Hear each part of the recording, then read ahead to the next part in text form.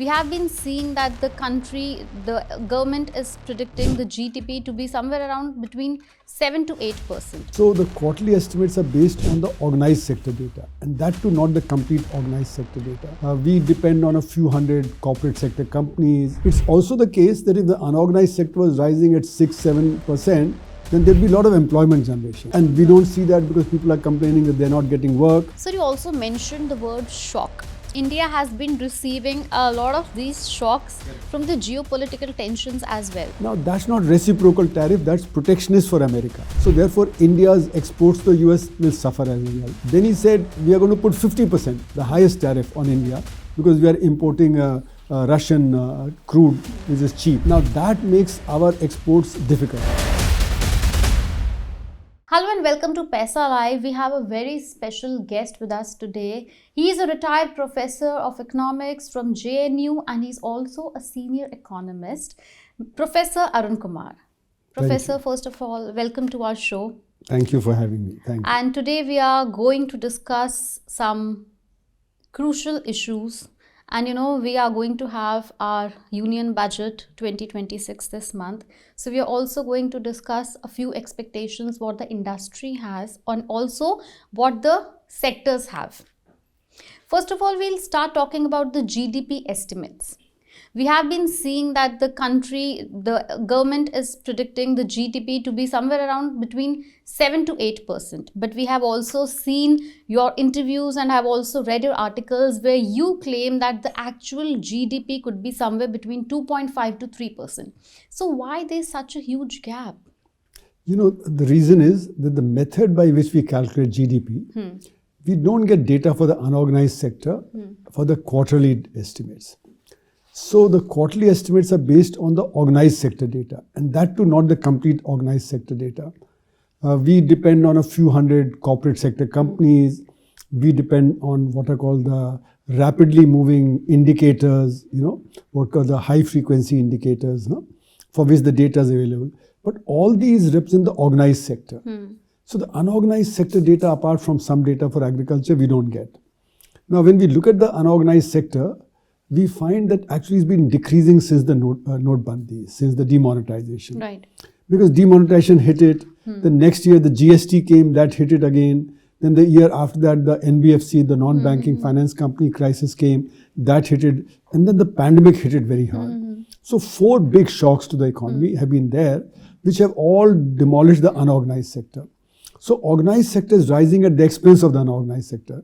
To give an example, look at the trade sector. The trade sector is the second biggest employer after agriculture. Now in the trade sector, we know that e-commerce and malls, they've been growing at 20, 30, 40%. Correct. Now that is growing at the expense of the neighborhood shops. So for instance, I can say even for my own home, that before the pandemic, we ordered nothing from e-commerce. Right. Now 90% we are ordering from e-commerce. There's a sudden shift. So sudden shift in the last 6-7 years, where the demand has shifted to the organized sector away from the unorganized sector. So if we take 20-30% rate of growth of the organized sector, we can't say unorganized sector is also growing at 20-30%. Actually, it's declining. Right. Similarly, estimates have come from, say, the leather goods sector, from the FMCG sector, from, say, textile sector, from, luggage industry, pressure cooker sector, that the organized sector is rising at the expense of the unorganized sector. So my argument has been that we cannot take this 7-8% growth of the organized sector as representing the unorganized sector. That's right. It's also the case that if the unorganized sector was rising at 6-7%, then there'd be a lot of employment generation. Right. And we do not see that on ground. And we don't see that because people are complaining that they're not getting work, especially women. Large number of women are not even part of the labor force because they're not getting work. A lot of children in age group of 15 to 29, educated youth, they're not getting work. So employment generation would have been buoyant. The fact that there's less of employment generation also shows that the unorganized sector is not growing. And in fact, it's decreasing. So then when you correct for all this, then you realize that the rate of the growth of the economy is 2.5 to 3%, not 7.5%. So that's why I'm saying methodologically, the method by which we calculate the GDP, that is itself incorrect. And now the IMF has also said that. IMF has given us a grade C for our data on the national account, that is the income measurement. Why? They are also saying that the informal sector, what I call the unorganized sector, they're calling the informal sector. Right. That the informal sector data is not reliable. They're also saying that you're using the consumer price index of 2011. Right. They're also saying that your census data is for 2011-12. Okay, your base for the GDP is also 2011-12, which is way off the mark. So therefore, the database has to be changed. Then they're saying that you are not using double deflation. That means the input and the output that goes into manufacturing, you're using the same wholesale price index rather than what's called double deflation. They're also saying that your data for the states and for the local bodies, that has not been consolidated after 2019. So they're pointing to a lot of errors in the all method. of these things are so contributing to this number. Now, see, till now the government was saying that, look, IMF is saying also that we are growing fastest, etc. But now IMF has itself said it, and I have been arguing that IMF, World Bank, ADB and banks, they don't collect their own data. They take the government data. So they rely on our own data. On the government data. Right. So whatever is the error in the government data is also the error in the IMF data, the World Bank data, etc. So now that the IMF itself is saying that the data is not reliable, so it's basically proving the point that the unorganized sector is not measured well, and there are other problems also. Correct. So you also mentioned the word shock. India has been receiving a lot of these shocks from the geopolitical tensions as well. Right. We just read that, now US is threatening us of putting 500% tariff if we do not stop importing Russian oil. Correct. Do you also think that these can also contribute in the longer run? So these are also shocks to the economy because when Mr. Trump, he said he'll put 25% tariff. Now, that's not reciprocal tariff, that's protectionist for America. Right. So, therefore, India's exports to the US will suffer as a result. Then he said, we are going to put 50%, the highest tariff on India, because we are importing Russian crude, which is cheap. Now, that makes our exports difficult. Because at 50% tariff, our exports will become non-competitive compared to other countries like, say, Vietnam, Bangladesh, China, etc. And few sectors like textile sector, gems and jewelry sector, IT sector, they have been the highest sufferers. So the labor intensive sectors like shrimp and like, other such things that you mentioned, apparel and, textiles and so on, right? And these are about $47 billion. Right. So actually there is some part which doesn't have any tariff like electronic items, etc., where the trade is okay. But this $47 billion is going to suffer because of the higher tariff, because we will be outcompeted by it. So India has adopted the strategy of sending our exports via UAE or Southeast Asia. But even then it affects our export because we have to give margins to the traders there, right? So therefore our producers, their margins go down. And when their margins go down, they squeeze the workers' wages. And when the workers' wages are squeezed, then the demand in the economy goes down. So it has an effect. And with the US, we had the largest trade surplus. That's right. That trade surplus goes down because our exports to the US, they will suffer. Now that will mean that the deficit in our trade account will increase, which will mean that the rupee will weaken. Right. And that's what we have been seeing. Yes. Right. And because of that, the FIIs will withdraw, the FDIs will withdraw. So we've had negative FDI in some, net FDI, not total FDI, but net FDI has turned negative in a few months in the recent past. So that affects our investment climate also, right? So then it might affect our imported prices. So inflation also will affect. So to the extent that the American trade, will be suffering, to that extent the economy will be hurt, employment will be hurt, growth will be hurt, investment will be hurt, right? Now if he puts 500% tariff, then we cannot trade at all. Right. At 50% it was going to be difficult, at 500% it becomes impossible. Right. Trade between India and the US in these commodities, that will stop. So that will be a big shock to the economy also. So do you think that India should now start seeking opportunities in Asia and Africa? We are already doing that. Our exports have not fallen as much because we are exporting to the US via UAE or through Southeast Asia. But till how long we are going to continue that? Well, with Pakistan, we continued that for a long time. Our trade with Pakistan was via UAE, right? So we can continue to do that, but you're right that you cannot continue it endlessly. But the problem that will arise is that all countries now, they have higher tariffs. So their exposure to the US will decline.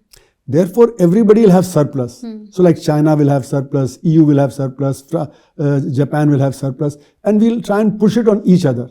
The moment we try and push it on each other, there'll be this noise that we are all dumping on each other. Right. Then everybody will raise tariff. So what started as tariff by the US will become it would be a tariff war between across the globe. all the nations, right? All the nations. Therefore, everybody will suffer.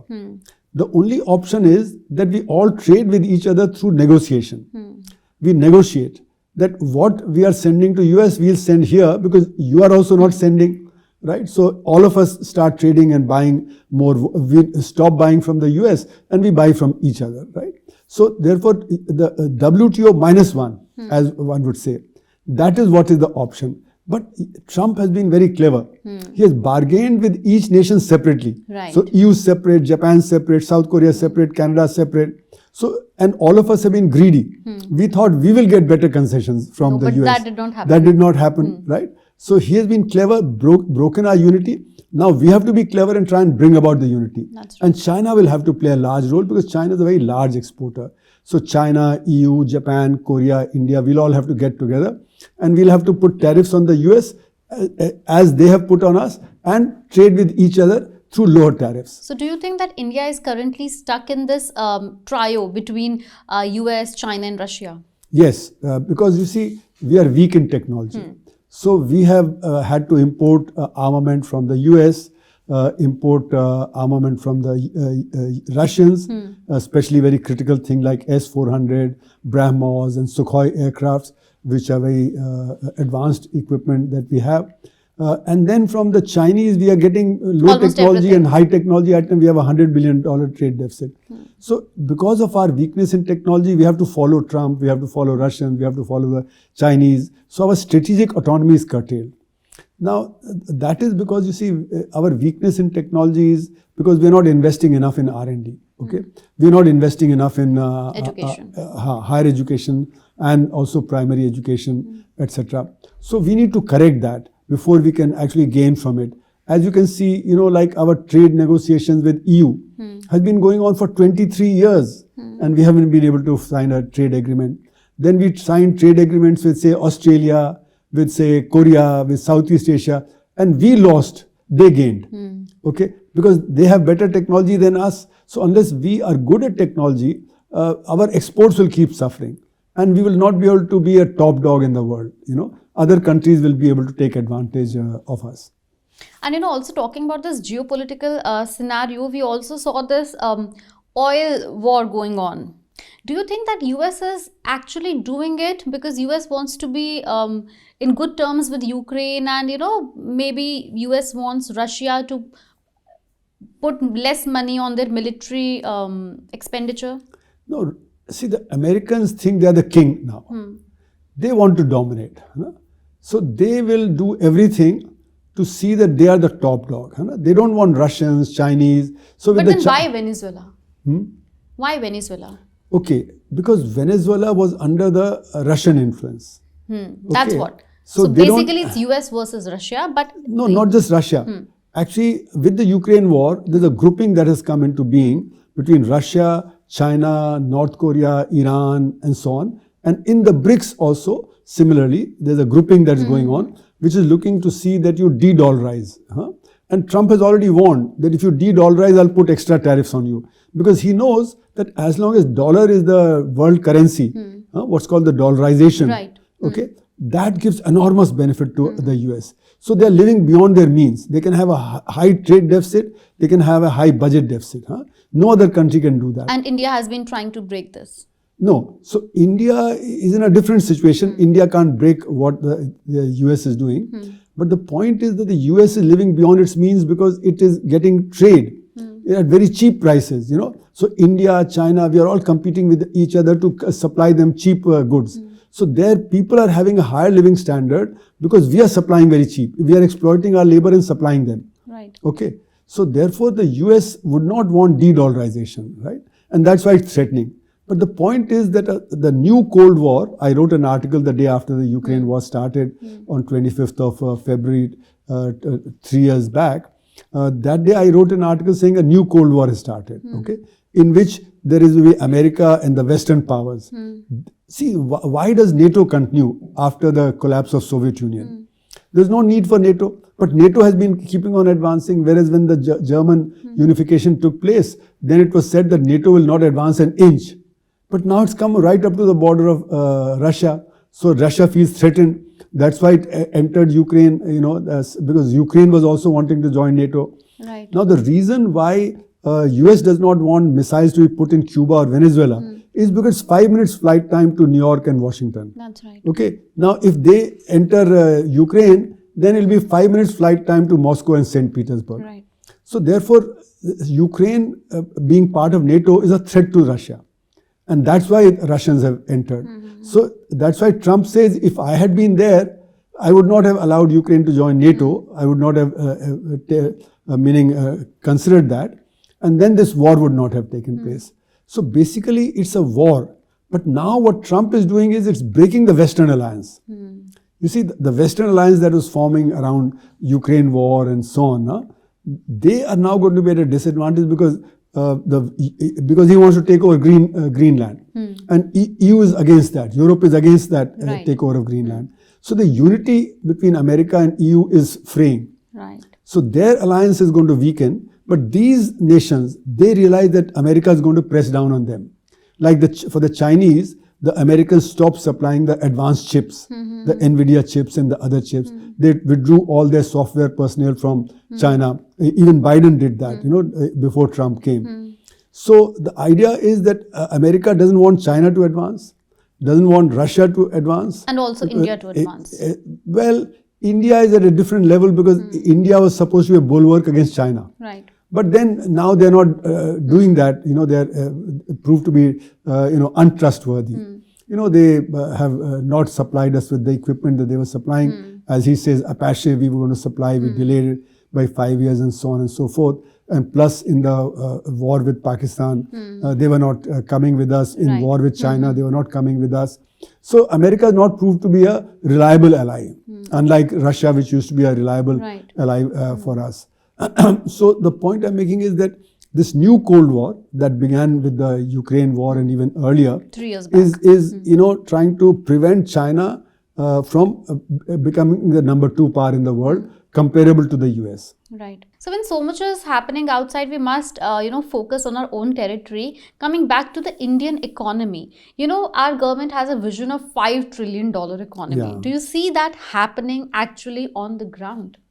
See, eventually we will become $5 trillion. Even But if we, by the timeline they have given us. not within by the timeline, not, because if we are growing at only 2.5-3%, then it will take much longer than. So my argument is that because our data has been incorrect since the time of demonetization, and you can see how wrong it was.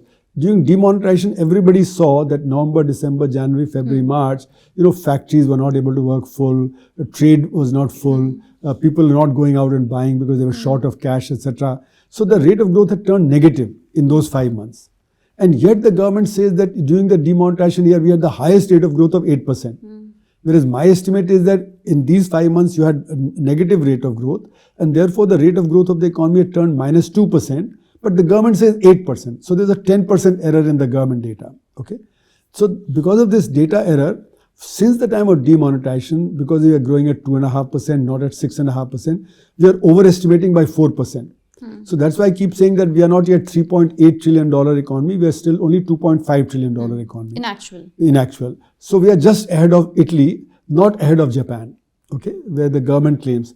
So at this rate of growth, it will take much, much longer for us to reach the rich country category, which is $14,000 per capita. So unless we're growing at 9.5-10% per annum, we will not become a rich country by 2047. So I don't see at the current rate of growth that we'll become an advanced country. Second is that yes, the organized sector will do well, but the unorganized sector is not doing well. And that's why we are 140th in world ranking in per capita income. So our poor are really poor, and that unless we take care of that, we're not going to become an advanced country. Okay. Third is technology. Right. Unless we develop technology and we have good higher education, we are not going to be an advanced country. And on all these 3 fronts, I think we are far away. You mentioned that our poor are getting only poorer. So there's a lot of crony capital issues also going in India. What are your thoughts on it? So it's not that we are getting poorer, okay? As far as official data is concerned, per capita income is rising slowly. So it's not that the poor are getting poorer, but according to my estimate, the unorganized sector declining means that the poor are getting poorer, okay? So we have to distinguish between what I am saying and what the government is saying. Right. Government is saying they're slowly rising. I'm saying as long as the unorganized sector is declining, they're not rising. It means the poor people are losing incomes. And my estimate is since demonetization, the unorganized sector has been losing about 10 to 12 lakh crores of rupees of income. So they have lost in the last 8 years about 100 lakh crores of income. And what needs to be done? Whereas what was being given to them as freebies and other things was only 3 to 4 lakh crores. So in 8 years, they got about 30 lakh crores. So they were, in net, they were losing about 70 lakh crores of income. Whereas the rich, because the whole focus is on the organized sector of the economy, they are getting better off, okay? So the growth, even this 2.5–3% is actually in the organized sector, right? So they are getting better off, and especially the billionaires are getting better off, because the government is helping crony capitalists, It is helping the big, the Adanis, Ambanis, Tatas and so on to become big and big and big, And they are buying out firms, So like the Bombay airport was bought out. The wholesale most of the airports, ports. That's right. But I'm giving the example of, say, wholesale selling ACC and Ambuja Cement, right? Correct. They were going to sell it to Ultratech, and suddenly that was cancelled and it went to Adani. Even though they did not have much experience in cement. That's right. They didn't have experience in airports, but they got airports also. So in other words, this is crony capitalism, that will help some big businesses. And recently we read the news that now Adani is also going to manufacture jets in India. Yeah. Do you think that maybe in 10 years from now we can also see him in the aviation sector? We might. Well, it's very likely that, wherever the profitable industries are, there could be if Indigo is in trouble, maybe he might buy out Indigo also. It's possible. Anything is possible, right? But what does it do? It spoils the investment climate. That's if you are a crony, you get all the benefits. If you're not a part of the crony, then you get all the disadvantages and you can be bought out. So the investment climate gets spoiled. And that's why the ultra high net worth individuals have been leaving the country. So out of the 250,000 ultra high net worth individuals, between 2014 and 2019, 23,000 left. In 2019, 7,500 left. In 2022, 7,500 again left. And we know from the parliamentary question that about 2.5 lakh individuals are giving up Indian citizenship. Okay, they're settling down in various countries, tax havens, Dubai, Singapore, etc., etc. So that means the investment climate is poor, because people are worried that even if they are profitable, somebody might acquire them with the government's help. And there's also social security issues. So not just social security, but social disharmony, I would say.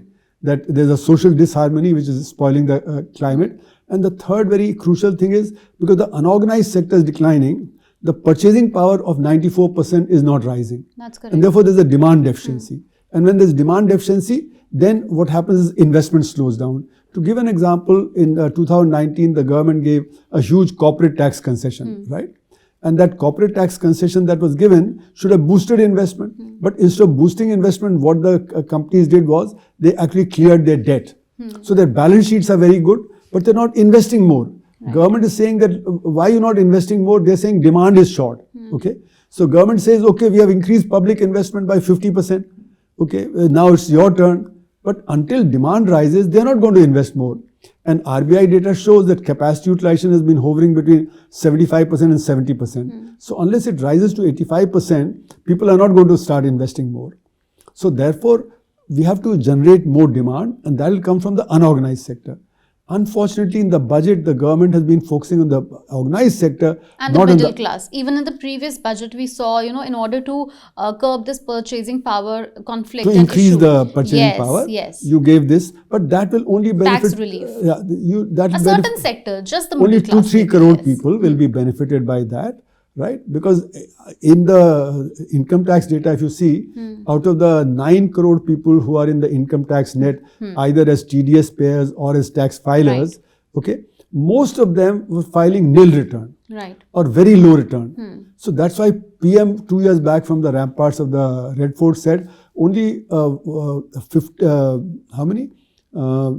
1.5 crore Indians are effective taxpayers out of 150 crore. That means roughly about 1%, right? Just a 1% of the Indians. Rest are either very small taxpayer or negligible taxpayer. All this data, it's self-conflicting with our GDP numbers.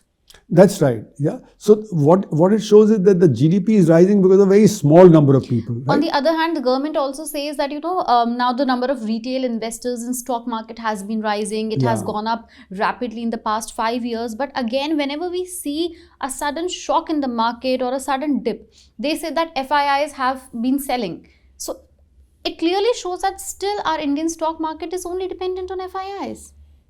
Well, partly you're right, but partly, as we were discussing earlier, domestic investment has been quite buoyant. So that is partly covered up for the withdrawal of the foreign institutional investor and the fact that FDI turned negative sometimes. So that has happened.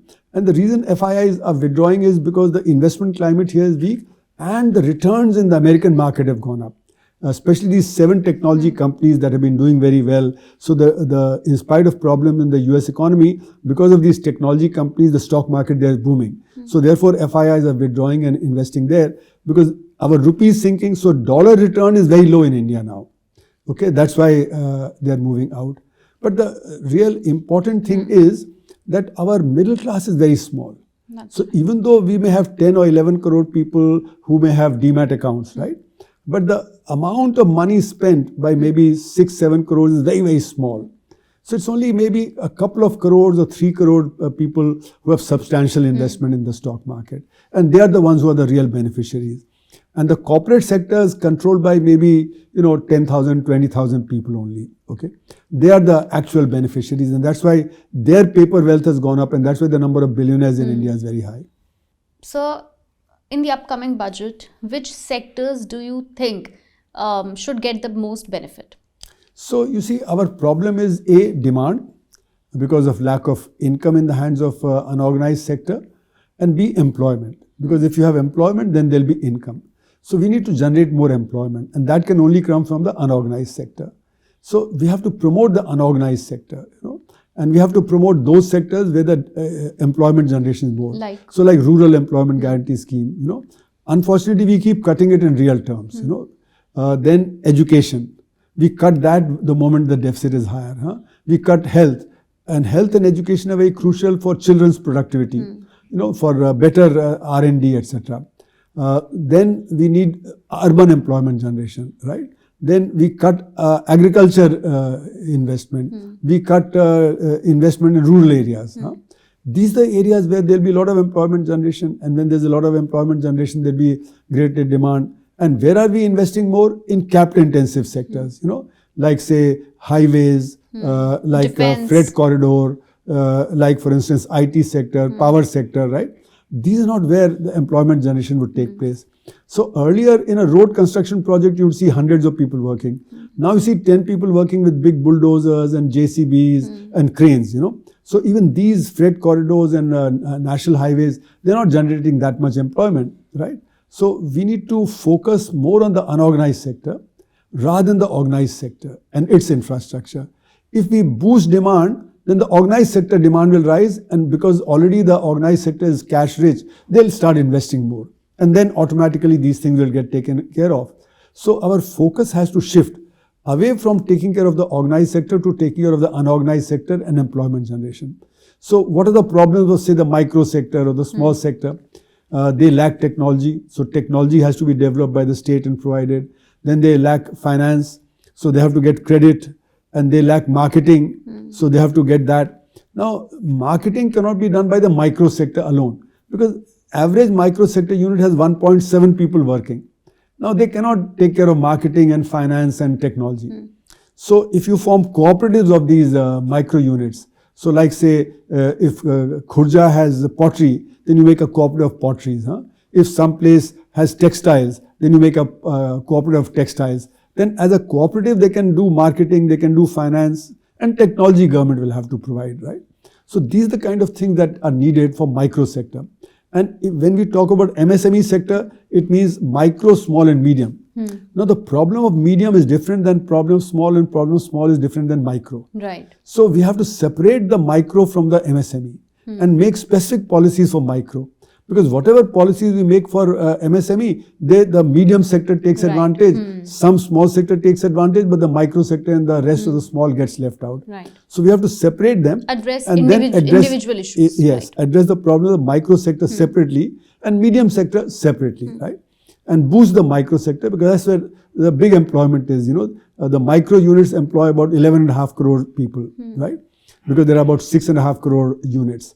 Now, if suppose we can increase their employment from 1.7 to 3.4, then we have another 11.5 crore jobs, right?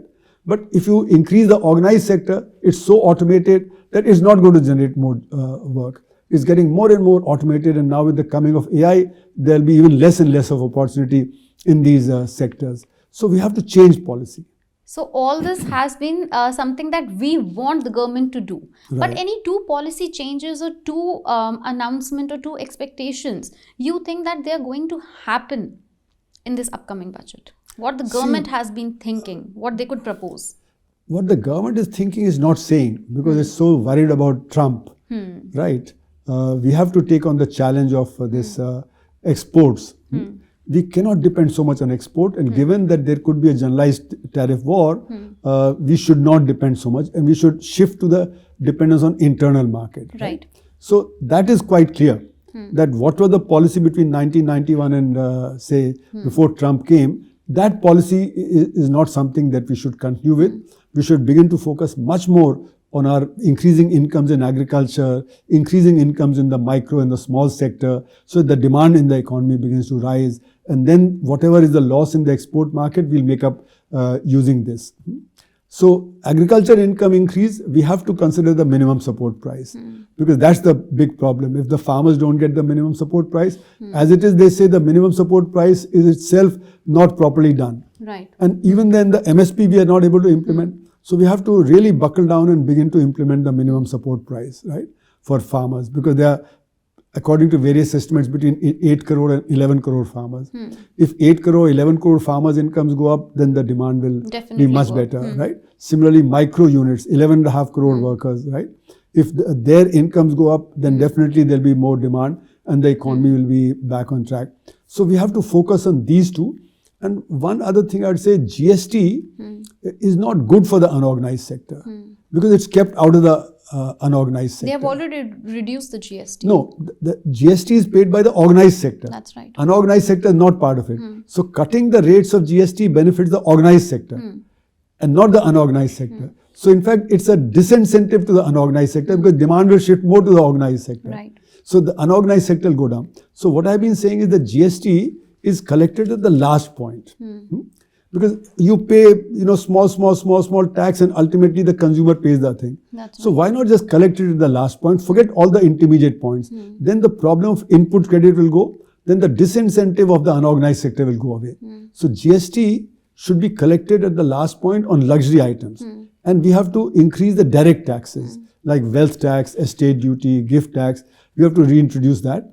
And we have to be clever about it. What has happened is that we have given more and more concessions to wealth tax and estates and gift. So therefore, there was very little collection. So then you said it's failing. But why is it failing? Because you were giving so many concessions. So if you levy wealth tax, gift tax, estate duty, and don't give any concessions on that, then you'll collect a lot more direct taxes, and then you can reduce the indirect taxes. So you reduce the indirect taxes on items of common use and collect only the luxury goods. So you need tax reforms. Do you see that happening in the next 2 to 3 years? You see, the business lobby is very powerful. Business lobby doesn't want increase in direct taxes, but they have to realize that it's beneficial for them. The demand will go up. Demand will go up, and therefore their output will go up. So suppose you have 100 rupee of profit, Right. and at the moment you're paying say 30% or 40% tax, so you have 60 left. Now, if you pay more tax and that is invested in the labor intensive area and therefore output increases, your profit will go up from 100 to 150. Right. So even though you may be paying 60 rupees, you'll still have 90 rupee left, whereas today you have only 50 rupees left. So as long as profits go up, because demand goes up, you'll be better off even with paying higher tax. So you have to think of it not as a zero-sum game, but as a positive sum game. So our businesses must also realize that by paying more of wealth tax, estate duty, gift tax, reducing inequality in the economy, they are going to be the biggest beneficiaries. So when we talk about our internal growth or the domestic economy, do you see any particular state doing the best? No, so there are state-wise. Maybe some example if you can give. State-wise, Tamil Nadu and so on have been doing quite well, right? Karnataka, because of Bangalore, etc., has been doing quite well. Because Uttar Pradesh also has a target of $3 trillion economy. Right. No, having targets is good, but to achieve it, you have to get more investment. Now, because center is favoring Uttar Pradesh, defense corridor, etc., Jawar airport and various other things. So, center is pushing investment, but private investment has to go up. Okay? That's right. And private investment will require, better governance. Bihar is the poorest of the large states, right? And that's because governance is poor. So, private investment is not sure that they'll be able to function properly. There'll be impediments and so on. Whereas in Tamil Nadu, the functioning is much better. In Maharashtra, the rule of law is much better implemented. So, to push these backward states, you require better governance, and then the investment climate will improve, and then things will begin to be better. So, improving governance means you have to tackle the black economy. Black economy very substantial in the country, and especially in the poorer states, because of the misgovernance, there's a lot of black income generation. That spoils the investment climate, right? So, we need to tackle the black economy by having proper reforms, Unfortunately, we did demonetization, which has no link with curbing the black economy. What we need is to bring about accountability, accountability of politicians, accountability of businesses, and accountability of our executive, that's the police and the bureaucracy. But police is busy collecting hafta, bureaucracy is doing its own thing and making money. The judiciary we cannot talk about because of contempt of court, but otherwise there are lots of problems that are cropping up in the judiciary also. Right? So we need to have this policy of accountability so judicial accountability, police accountability, politicians accountability, business accountability. Then the systems will function better. Then the investment climate will improve, and then the backward states will also start doing better. So do you think such initiatives like Make in India, they have actually they have changed something? They have brought some change in the economy, do you think? So, Make in India is a good idea, that you depend on the internal market, right? Make India the manufacturing hub. But you have to actually have a strategy for making in India. At the moment, we are so heavily dependent on China, right? We cannot just say we'll make in India. We have to, therefore, support it with R&D. If we don't have proper R&D, then how do we make in India? The goods coming from outside will be cheaper, etc., right? So, R&D is very crucial if we are to do that. For that, you have to have a long-term strategy. Our R&D spend is only 0.6% of GDP, whereas China and the US spend 3% of GDP, and Chinese GDP is 5 times larger. So they spend 22 times more on R&D than we are doing. And for that, we need to collect resources, right? And then we have to have good higher education. And we have to offer opportunities to our talented people. At the moment, there's no opportunity, so they all go abroad, right? So it's a big strategy that is required. Simply saying that Make in India and that, we launching initiatives won't work. Yeah, you have to have a whole strategy behind it as to how you will make in India happen. It cannot be just in the abstract that I announce Make in India and then it happens, So we have been trying this PLI and so on, Right. But that also has been very slow in taking off because we need the technology. Our industry, which is investing, needs the technology to become more competitive. Otherwise, it will not happen. My last question to you would be one hit and miss of the current government and one hit and one miss of the previous government in tackling geopolitical situations and in growing the economy. So, the problem that we faced is these shocks to the economy, which were not required. Like demonetization was not required. This faulty GST was not required. This sudden lockdown was not required, So these were, self-created goals of this government, right? The earlier government, what happened was that there was misgovernance, There's corruption in everything. So suddenly, the whole country was set back by coal scam and A the lot of Commonwealth scams, Games yes. scam and ISRO scam and so on and so forth, right? So suddenly the environment declined, So we can say that the corruption has gone down? No, corruption is continued, because if the corruption goes down and black income generation goes down, then direct tax GDP will rise. Direct tax GDP has been hovering between 5.75 and 6.5. That means we are not able to affect the black income generation and corruption. In fact, some people argue that this corruption is going up now, because for everything you have to pay money. Right. Now, the big scams like coal, etc., those maybe haven't come out, because those come out with RTI, Right. and those come out with whistleblowers. But the whistleblowers bill has been weakened, so many of the whistleblowers have been killed. Right. Okay, like in the Vyapam case, 47 people associated have been killed. Right. Right. So people are scared to come out. So corruption is exposed. The big corruption is exposed only when people from inside give information. But if you scare them, then they won't come out. Right. So these things will happen. What corruption is going on will come out only after this regime goes, right? The RTI has been weakened. The idea was that the Supreme Court judge, the Chief Justice and the Prime Minister, they should be under the RTI. That hasn't happened, right?